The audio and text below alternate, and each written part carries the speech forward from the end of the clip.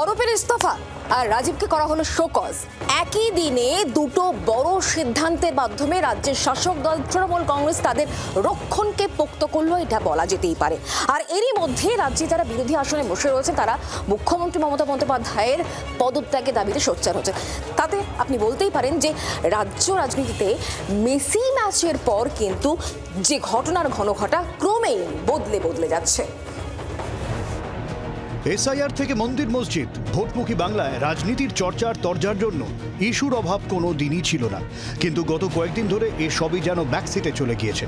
এখন উঠতে বসতে বাঙালির আলোচনার প্রিয় বিষয় হয়ে উঠেছেন লিওনেল মেসি। ফুটবলের যুবরাজকে ঘিরে এত চর্চা দেখে বোঝার উপায় নেই এটা বাংলা না বুয়েনোস আইরেস। অনেক আশা করেও মেসিকে ভালো মতো দেখতে পায়নি শনিবারের যুবভারতী, যার পরিণতি এখনও স্টেডিয়ামের আনাচে কানাচে রয়ে গিয়েছে। ফুটবল দর্শক তো বটেই, আম জনতাও ক্ষুব্ধ। বেসরকারি উদ্যোগে মেসিকে কলকাতায় আনা হলেও জনগণের রোষ গিয়ে পড়েছে সরকার ও শাসক শিবিরের গায়ে।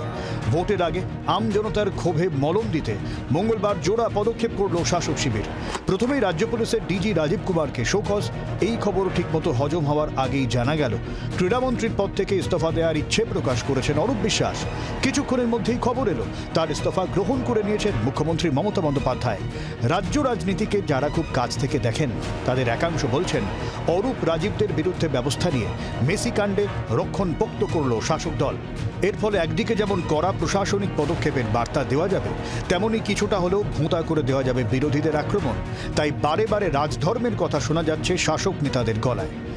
মমতা বন্দ্যোপাধ্যায় একটা বৃহত্তর ষড়যন্ত্র থাকার প্রবল সম্ভাবনা সত্ত্বেও যেহেতু একটি ঘটনা ঘটেছে, তিনি কিন্তু পুরোপুরি রাজধর্ম পালন করলেন। যদিও শাসক শিবিরের উপর থেকে এতটুকু চাপ কমাতে রাজি নন বিরোধীরা।